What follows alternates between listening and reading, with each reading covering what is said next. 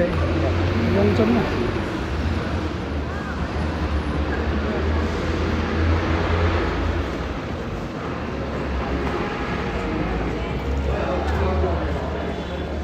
就这边嘛，他们已经开始跳了啊！就扎西拉姆。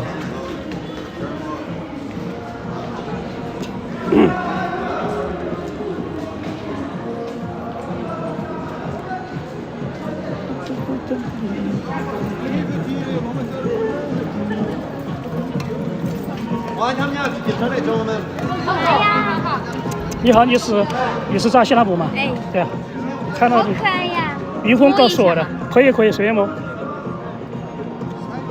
来，叫啥子啊？叫欢欢，欢乐的欢，欢乐的欢。欢欢。哎。过来，欢欢，这儿，过来，好可爱哟！本来就是品种，它博美嘛，就这个品种。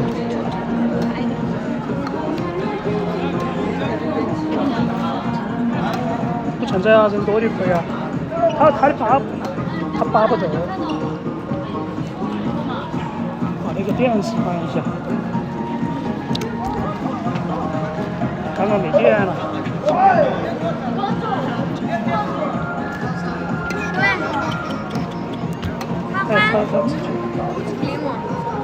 他要跑去告诉我啊。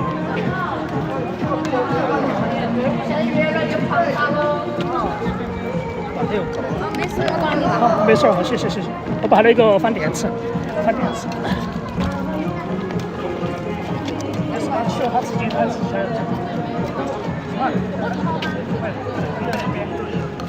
他就打机。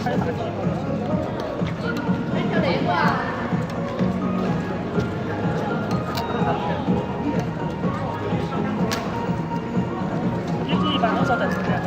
我很少的，我就看你会是那个30多万。一般，我也很少。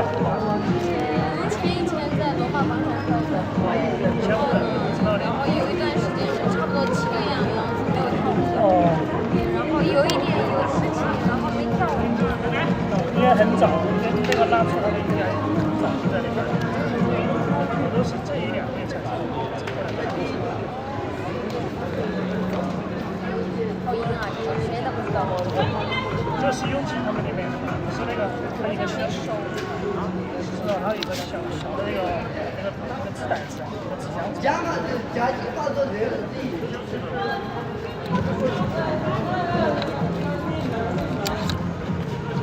去这儿来了吗？去成都了。他不是。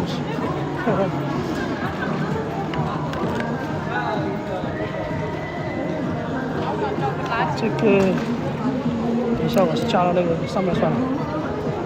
这边面积比较小，我就直接加在支架上面。扎西拉姆他是以前在这边跳，在罗马那边跳，后面回去了几个月。然后荷拉楚他们以前嘛。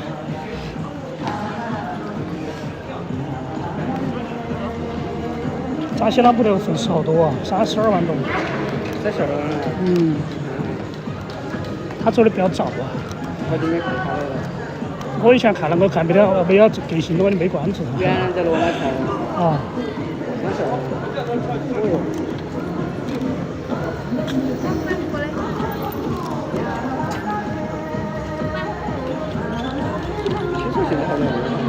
去这儿还是1万多，他把东西都删掉了。我清朝不晓得。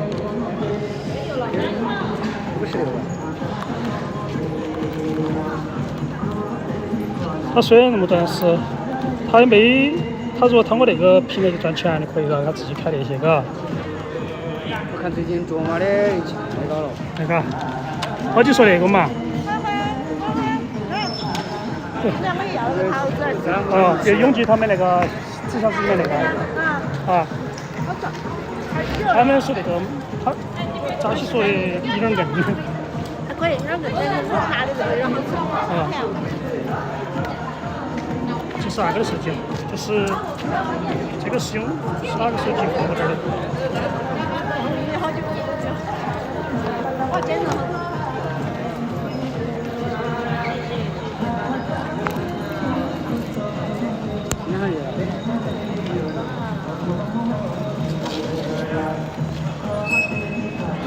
老崽子，啊，小罗，哦，小罗同事少，他读书的嘛。他毕业了，他回老家去了。哦，这老家都不存在，都很急，这老家都是只有就是阿爸呀、干子哈，都是当年来回的，都是来回那种。跟曲嘴一样，是很想家那种。他来成都，他就想回去，他回去呢耍几天，他又想回成都。你在成都吗？哪个？曲嘴？我说小罗的父母。你在成都吗？他们肯定以后还是住成都噻，一般这些工作生活都在成都了噻，他不可能还回那边嘎。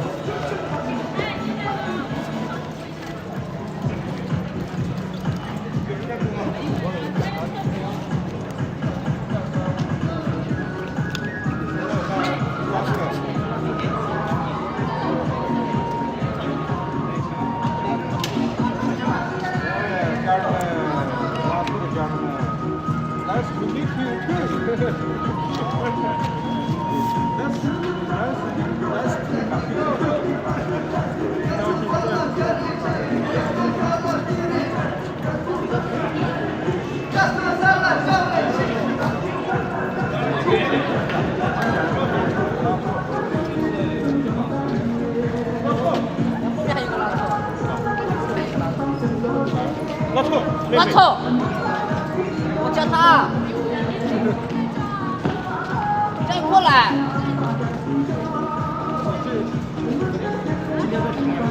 他来吃嘛，然后没看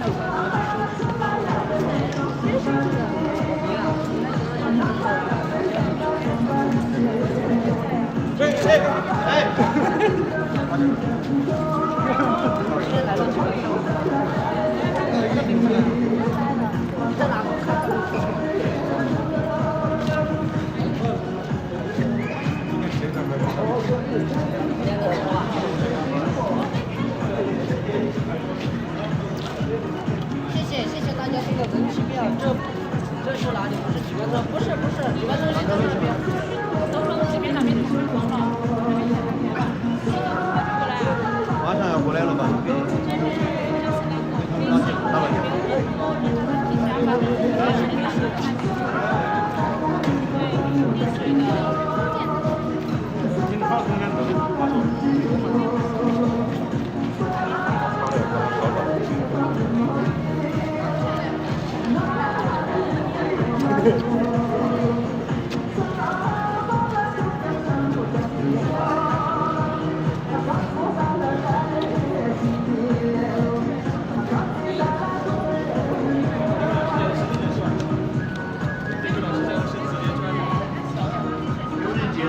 小城市。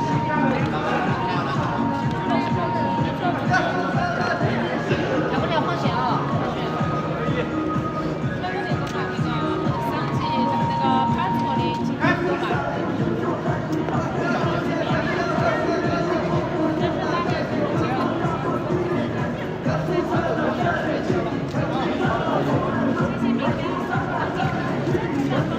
才从西藏回来吗？从成都回来啊？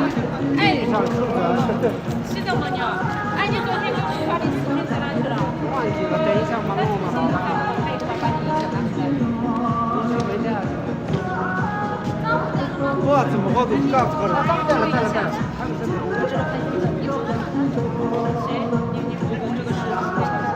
你会不会拍视频啊？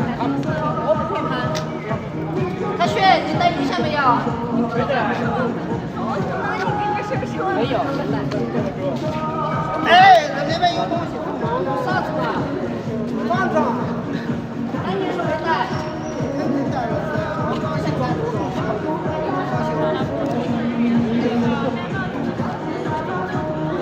哎，40公分在干嘛呢？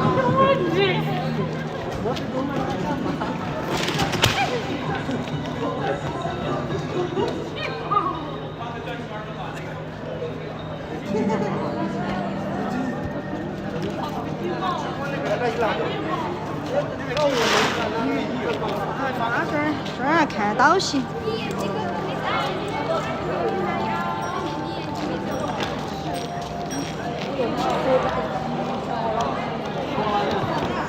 我点了一下，哎，老大。老大，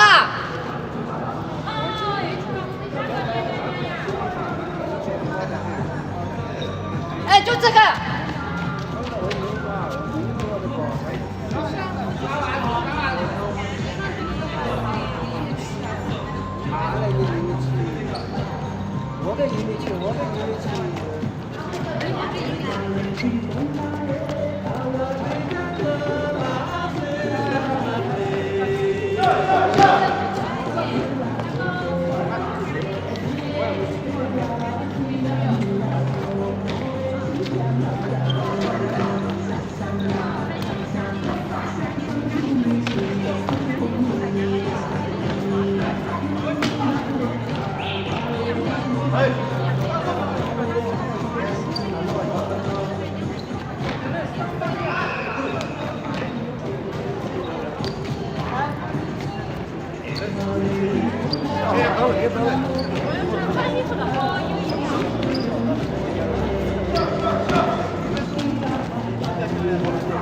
是你的？不是吧？哪个？哦。他在哪里啊？他没在这儿。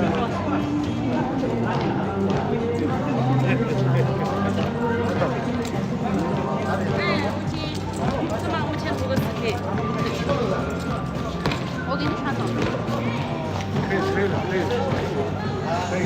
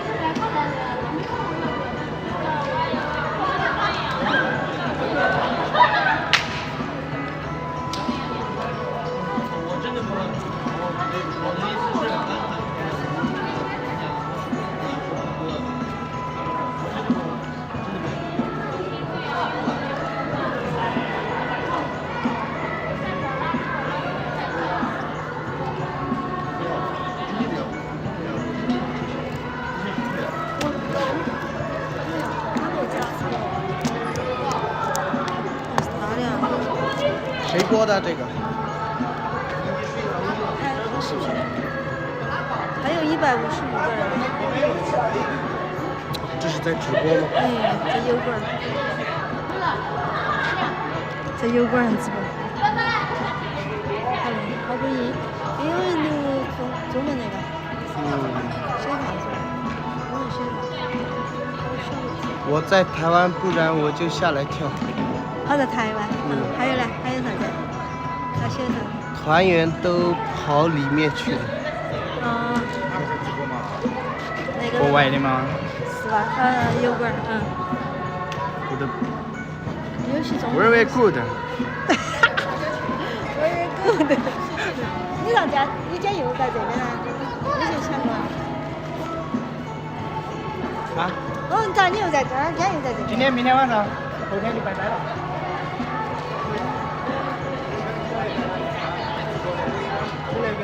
远的很那个，还要远那个。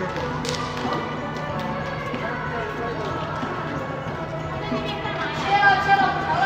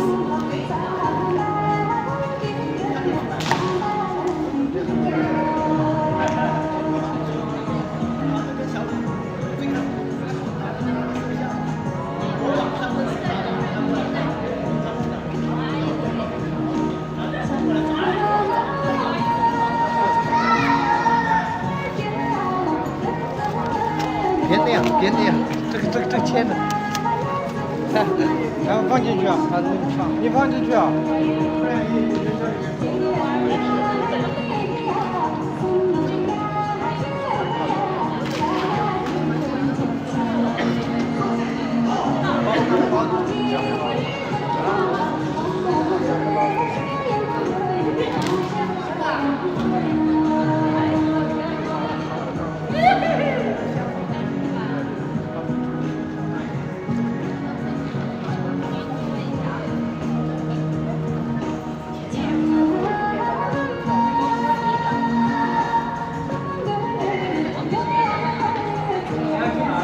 感觉你在躲着我一样，走过来了。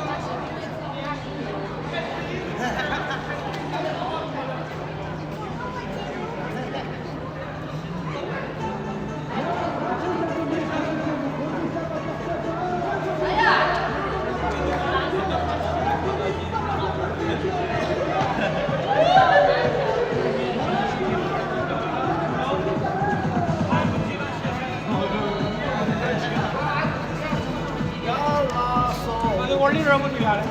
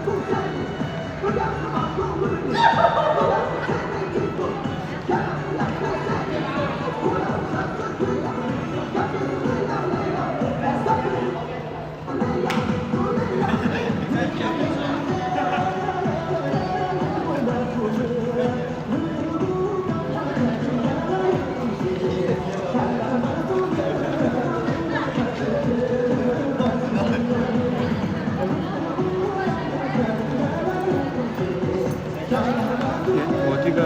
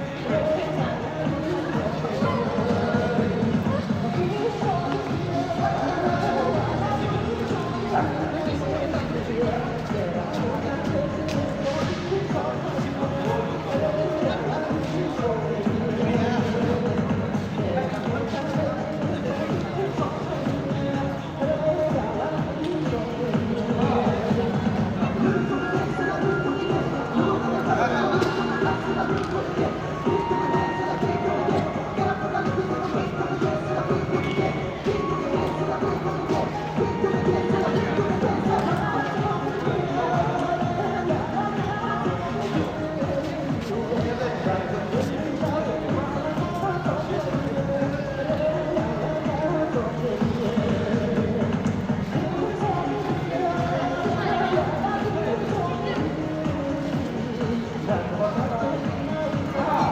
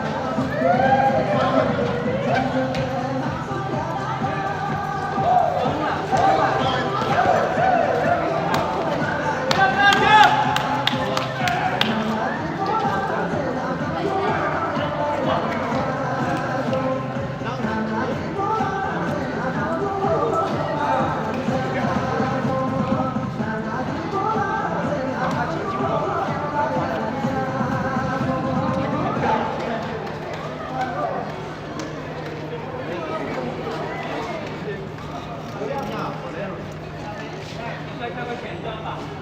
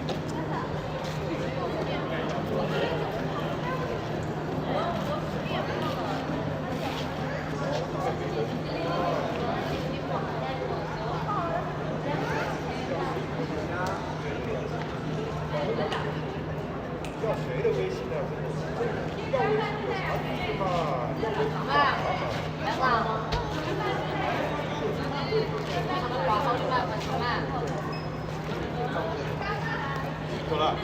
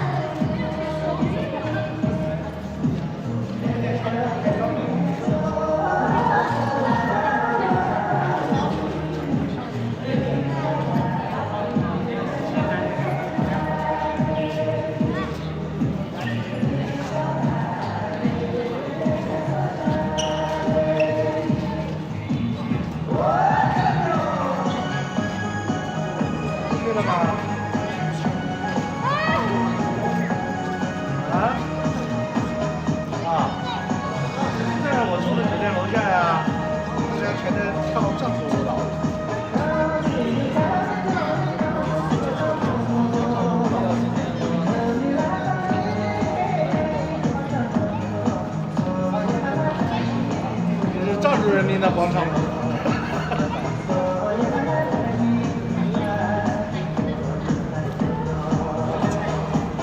当然，在香格里拉不是看得到这种哪里了，就是藏族人民的那个广场舞。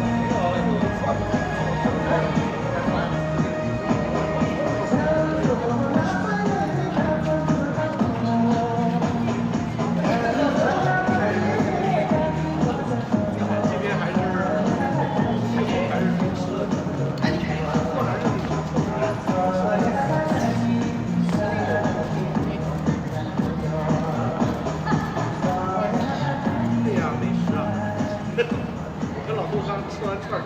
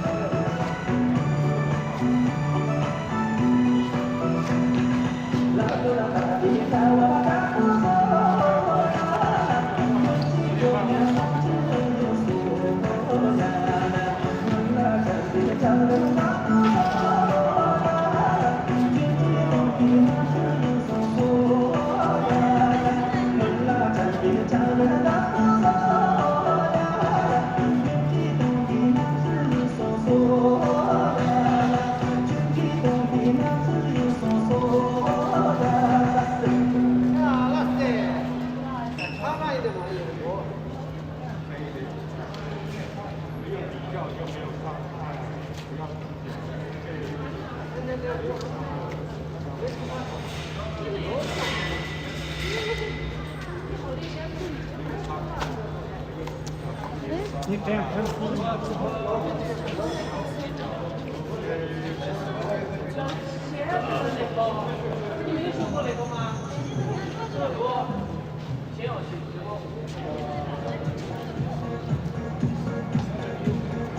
好嘞，我带不动了，求你了。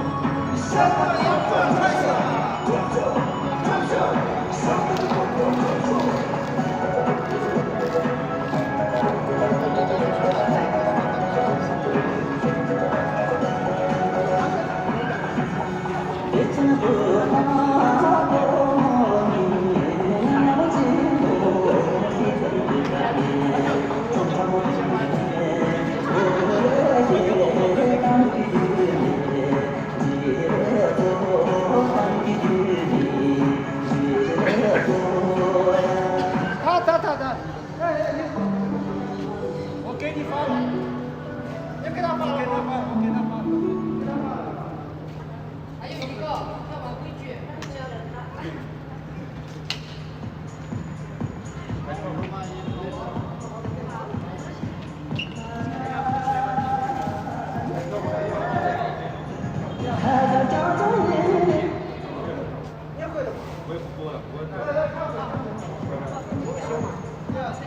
休息，回家休息。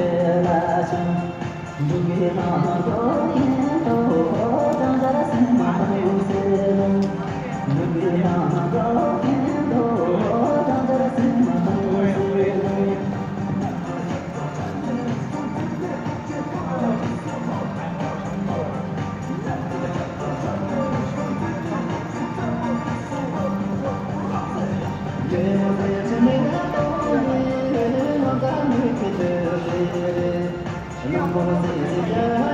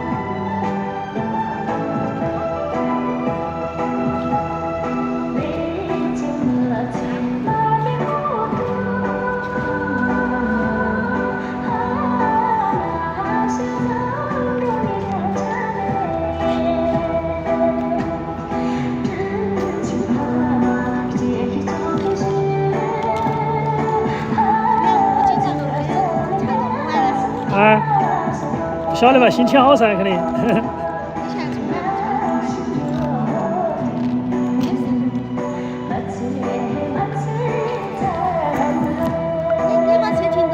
就对面那个具体那个罗马那个柱子那个地方，就公交车在那儿。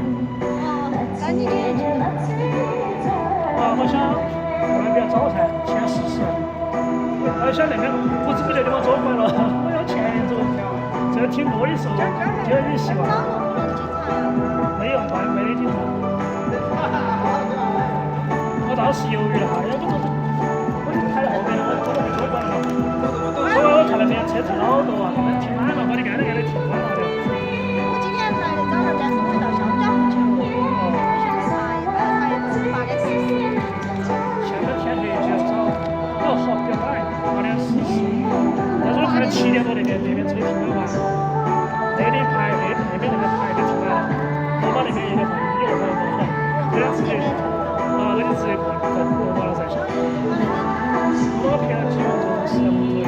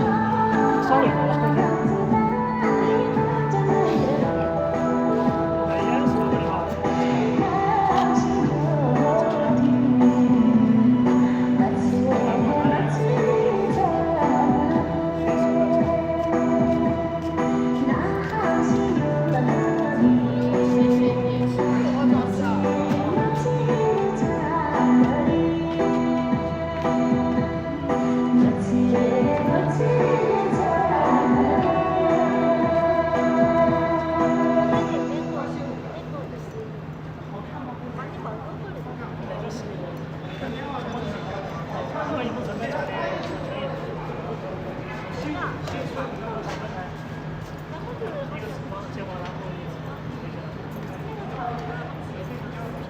跟别人不一样的地方。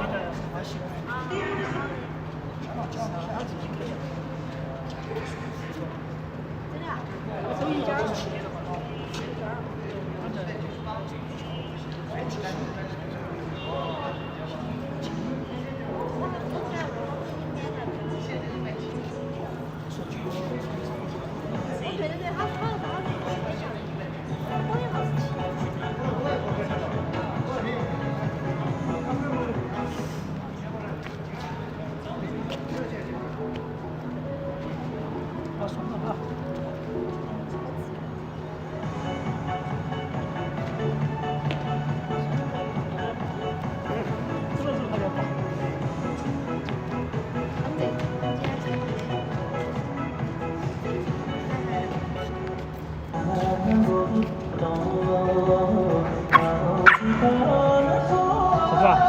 要跑啊！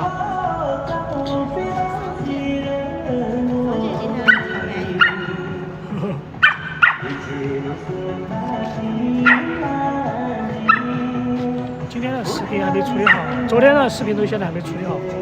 这个油管YouTube 的处理太慢了，应该明天早上7点钟左右应该就没问题。在直播吗？对，在直播。YouTube 对。你也是吗？没有，我是玩玩。是玩。啊。听得见了。今天早上，昨天晚上睡，在做视频的时候睡着了，睡到2、3点钟醒了，2、3点钟醒了之后一看，明明我看点视频，又睡着了，睡到醒了之后5点4点钟左右了，然后我就没关了，我就睡觉了。就起来之后应该是早上7点钟6点50多起来的，起来之后那个已经转好了，我就把它传上去，传了之后传下午才回来。没得好传，自己把它保存到噻，特别好。那我看你每天都写了，5月好多好多。哎，对的时间每天都有嘛。每天的时间。我就把它传到，我首先是传那个 YouTube 上面，然后把那个它的清晰度更高我传，然后才传到回来的，只有它的1/3的清晰度。那个传到 YouTube 上面是90多个 G， 80-90个 G， 那都是。然后我传那个抖音那个 B 站只有30个 G， 20多个 G， 这两个都是一样的。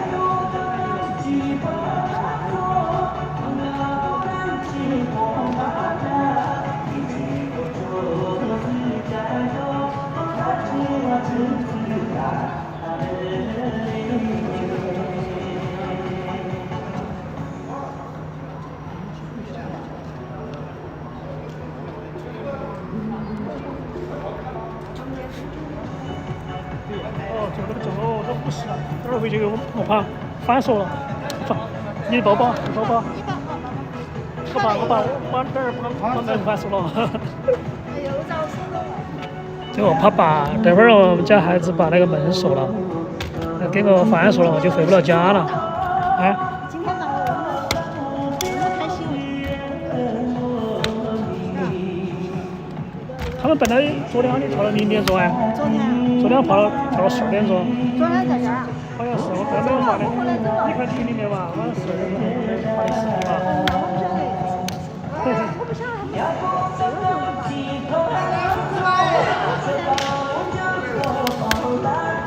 我昨天对我们俩一起走的。对啊，走的。他们差不多12点啊。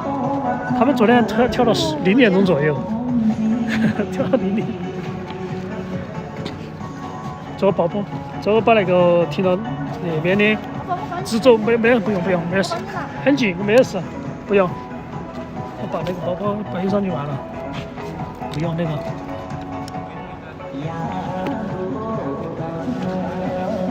不用了，没事，你看嘛，好方便嘛。要选别的。不了，没事。你们今天跳11点半，12点走0点，拜拜，走了。昨天晚上跳到0点钟，这儿没人管，这儿声音关小一点的没人管，因为这边是住宅，啊，这个是商住，这个是写字楼，这边是住宅楼，这个住宅楼。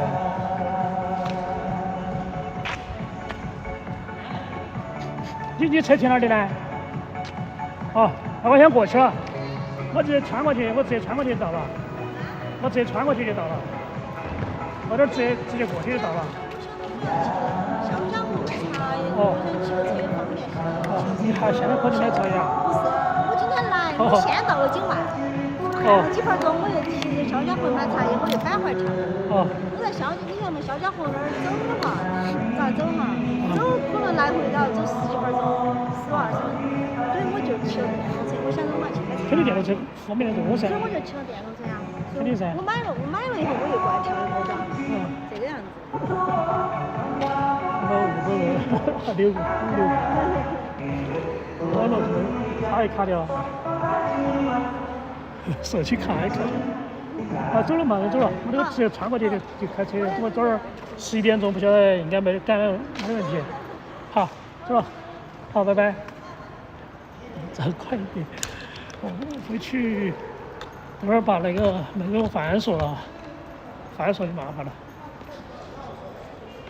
还有这段时间这几天不知道 YouTube 怎么回事，传东西好慢哦。不是这方面不是慢，是转换的太慢了。我传上去，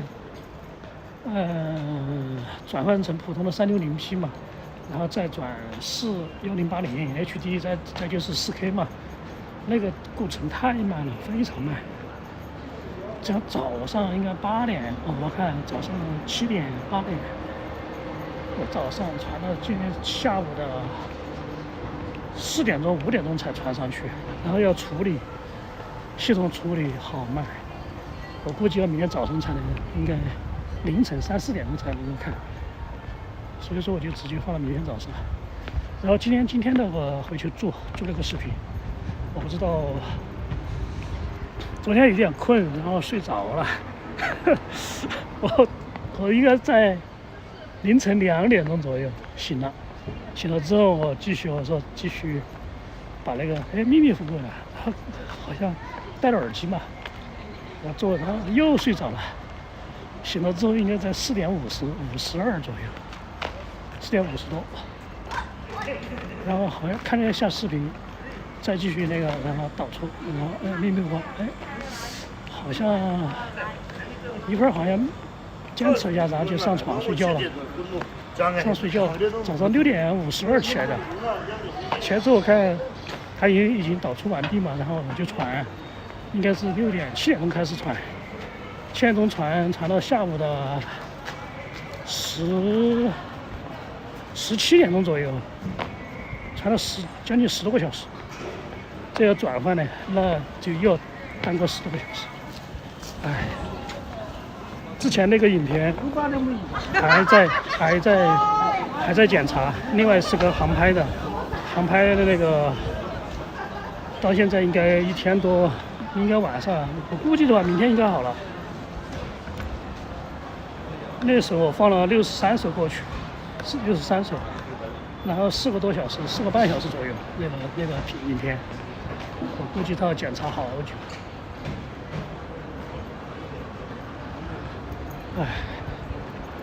这几天我觉得平台转换那个太慢了，数据中心，选节点，选韩国。像泰国、像香港、美国都慢。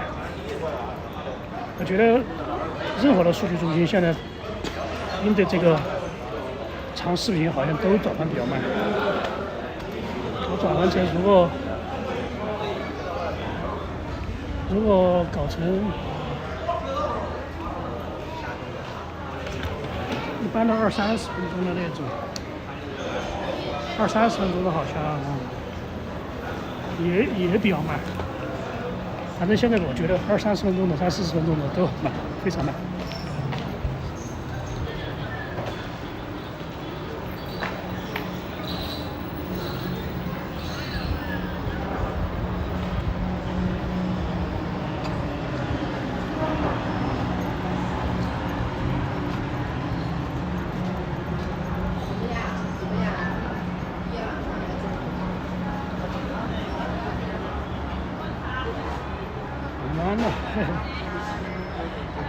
在成都一般11点钟，正常的话没有微雨之前，11点钟才这些夜生活才开始。因为在微雨之前的话，我以前跑那个豪华车嘛，和起价都是到手至少88 Q 了点之后，到手我们是68块钱。像这个是新的那种滴滴的里程专车，现在全是电动车。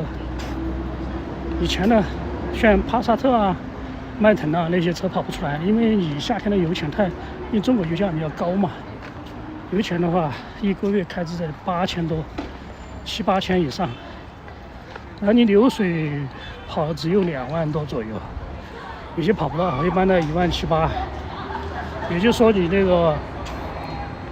的油的开支就占了很多啊，然后你还有保养啊那些方面算，所以说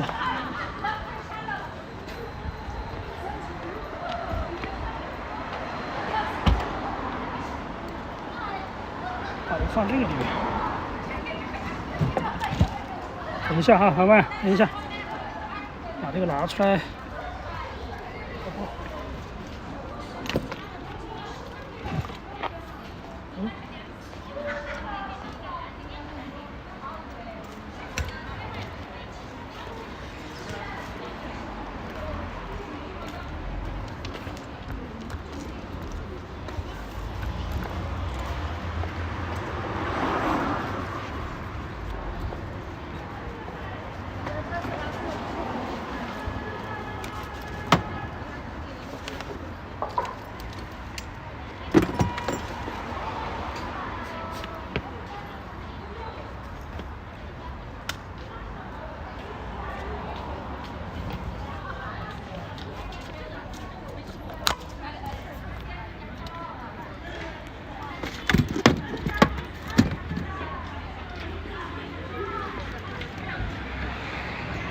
来，走。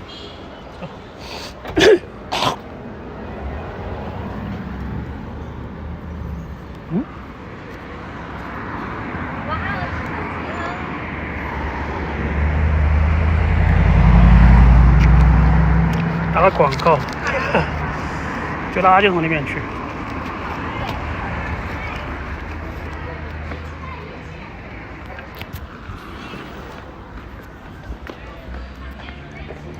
车子现在有点脏，因为这边每天都在下雨啊。充电线，我这个车座位都要重新翻新才行。以前跑车的时候，每天坐在上面把那个座椅都褪色了嘛。等一下啊。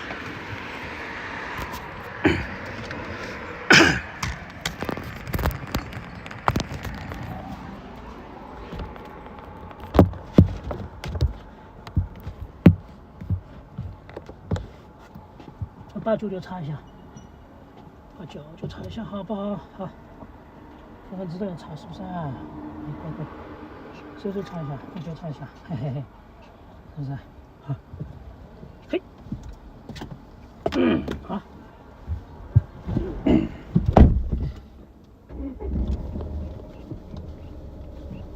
我靠，11点钟了，11点了。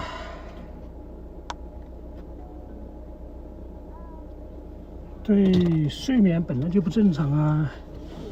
我们好多年了，几十年了吧。晚上一般凌晨1点钟睡觉吧，1点，正常时间也就是1点钟。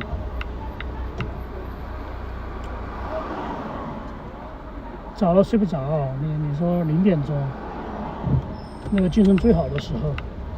以前搞网站的时候，就是你说0点钟，我把这声音那个精神最好的时候。就会这样子。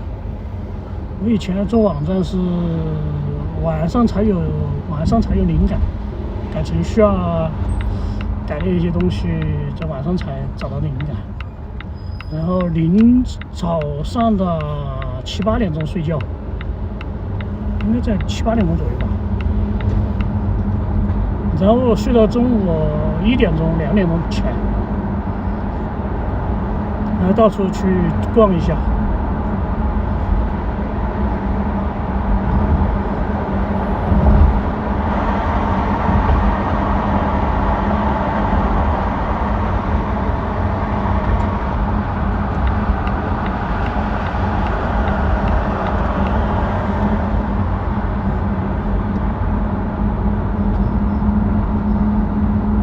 正常的话，我觉得我上班正常的话就在沃尔沃那边上班正常。每天早上6点半起床，7点钟出发，7点8点1、20到工厂。每个周末2天，那个就比较正常，好多年。后面还是习惯了晚上凌晨1点钟、2点钟睡觉。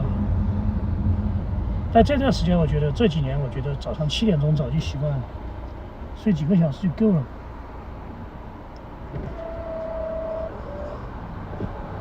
因为以前那几年我们辞职出来跑网约车，在沃尔沃的时候，应该只有我一个人跑嘛。那个是跑优步，生意好，每天晚上下班5、6点钟就在工厂那边打开，一上线了到市中心。特别是星期5、星期6的时候，跑到凌晨2、3点钟左右，3、4点钟。那个时候，好多朋友，我们公司好多朋友都在跑，因为我告诉别人之后，后面一传十，10传百，好多都要加那个，有车的都去跑去了。一晚上跑个轻轻松松跑5、6百块钱人民币吧，轻轻松松的，跑了有钱赚了，大家都有兴趣啊。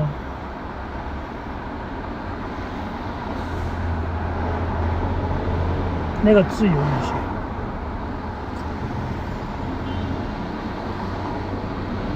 后面我们朋友就去把他们那个车子卖掉了，他的那个大众的尚酷那个2个门的，2门的4座的卖掉了，我们刚刚买了1年左右。卖了之后，我就买了那个宝马5系，跑那个豪华车。以前纯跑机场，成都市区到双流机场好近嘛，20公里，其实只有13公里左右。跑一单200块钱，到手的话是160，一般来回一天可以搞个几单那种，那个一天1、2千。后面补贴就取消了，这个不是取消了，很少降了。他后面把那个车子就租给一个四川航空的一个飞行员，1个月的租金在13000左右。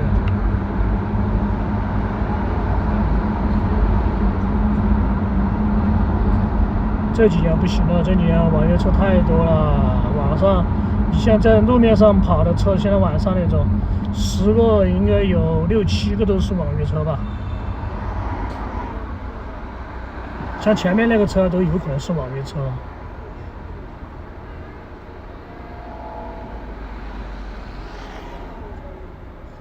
我以前跑的是最早是跑的滴滴的里程专车，我买了凯美瑞混合动力的凯美瑞，那个带了几组吧，应该带了200、300人左右，一个团队吧。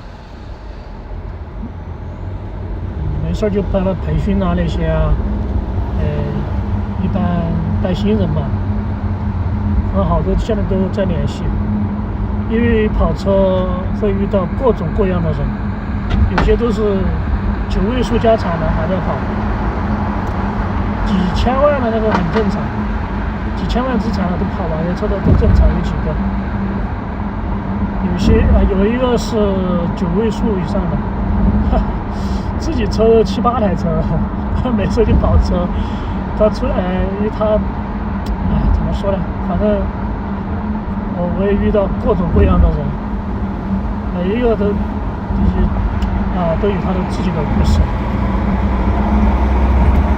就是如果单独开一个专题摆网约车的话，我可以摆几个小时。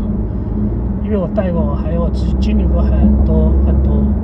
我之前从往那个 B 级车吧 ，B 级车就是凯美瑞，然后到行政后面是豪华车这些，然后到以前就是普通的，就是管得比较松散的那种专车，然后到很严格的那种豪华车，后面到现在没怎么跑了，就放弃了基本上。到现在以前的豪华车只有几十台车，后面发展到现在应该在400-500台、600-700台车。就现在的开豪华车的好的都是疫情影响，有个奔驰1啊、宝马5啊、奥迪A6的那种，就是4、50万车，30多万吧，就是 C 级车那种，那个都是好多都当老板的在跑了，太多了。你会遇到各种学历的各种人才，各种大神那种。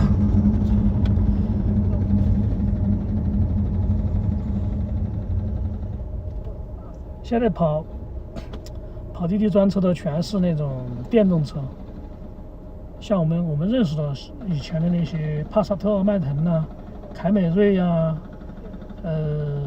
就这3种吧。它要求车型就只有这3种。全部换成那个电动车了，像红旗、比亚迪，最多的比亚迪的汉，其实价格比以前的那个凯美瑞、那个迈腾、大众、帕萨特那些贵很多。因为只要你是那个车型，比如说帕萨特那种14、15万就可以买到嘛，一般买个15、16万左右的。但是你买那个比亚迪汉的话，你没有购置税，但是你到手的话在23万多、24万左右。这个价格比贵很多还贵几万块钱。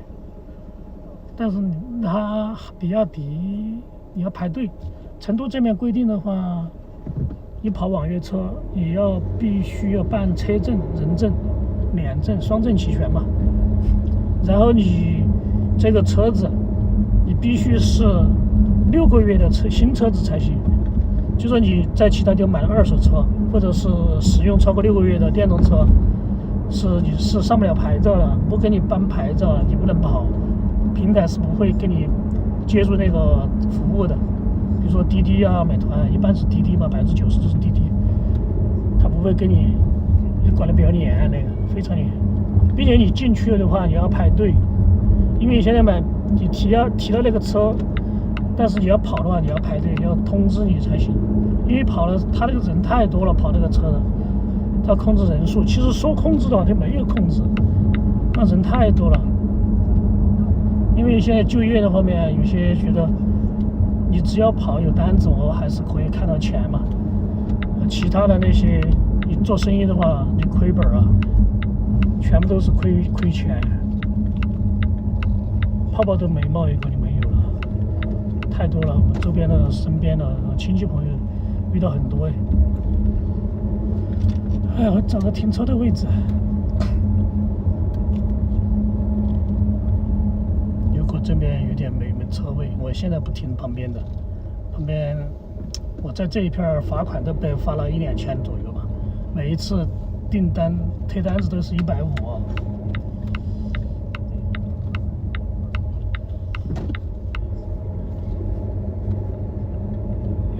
这两边，反正他早上8点左右他是不会管你的。本来这边也是啊，城区里面都是这样子，8点钟左右，8点半，都有些故意乱搞的是7点多雨，不会很少，因为这边学校比较多，我们这边学校全是，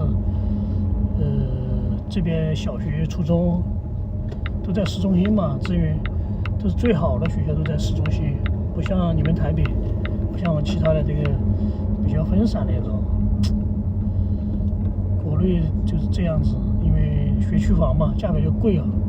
我们这儿我住的那个地方的房子的价格在4万多，现在4万块钱，4万1.2左右吧，1平米。在成都的算是市中心的价格，还算是比较不像北上广深那种价格了，还算是比较稍微便宜一点点的。如果按照北上广的话，那个价格应该在10多万，10多20万左右。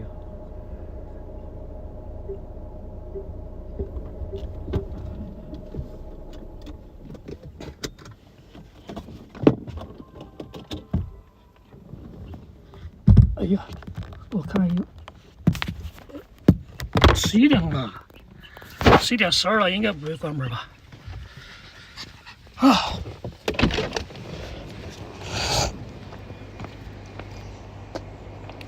应该，我觉得成都这个价格4万多，应该和台北的市中心的价格应该还便宜一点点。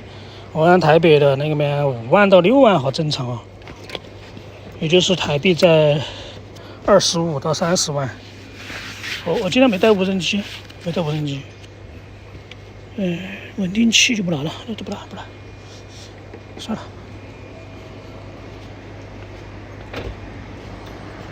相对而言的话，成都的房价和台北，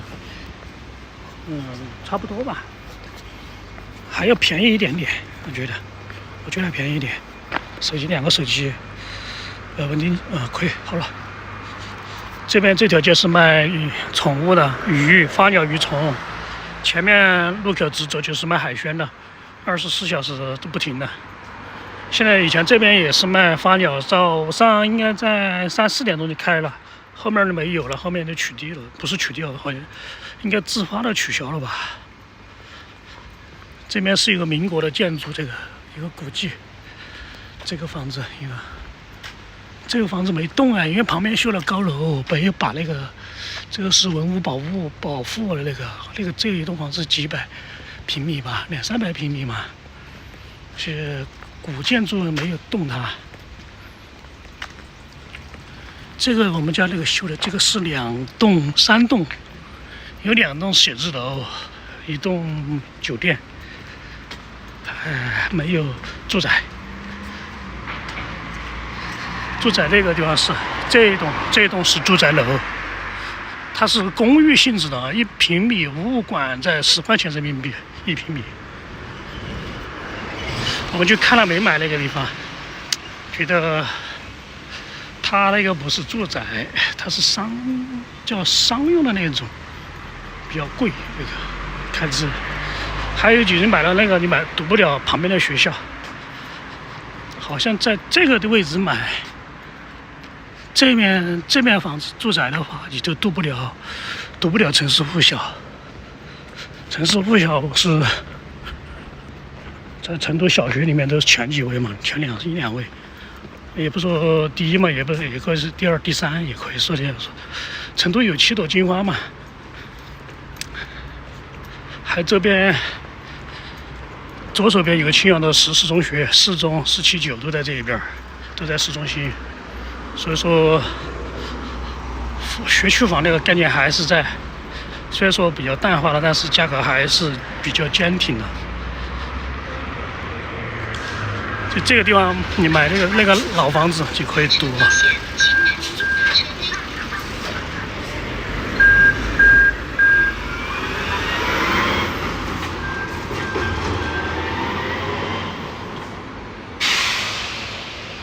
我们成都现在最潮的购物中心就在这儿 ，Cosmo 就这个栋楼，就这个位置。我们不是每天拍女孩子写真嘛？美女都帅哥都在里面，自拍都在这个位置。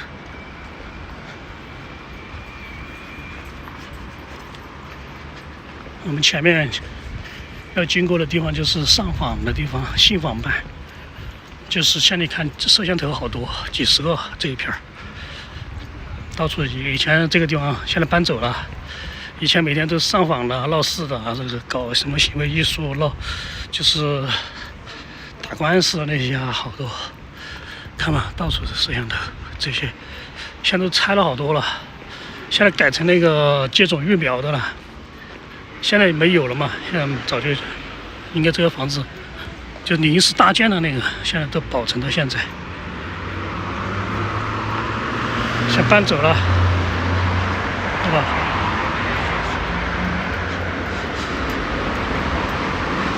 这儿搬到那个百花坛繁华溪那边去了。他给你们看一下嘛，群众接待中心，好吧？这中国大陆的特色，然后你打官司嘛，这些解决不了的，就是在这些地方。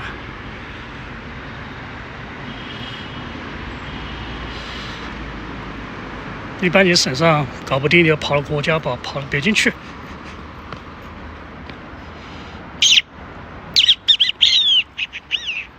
啊，好了，我就结束了，拜拜了，拜拜了，拜拜了，下线了啊！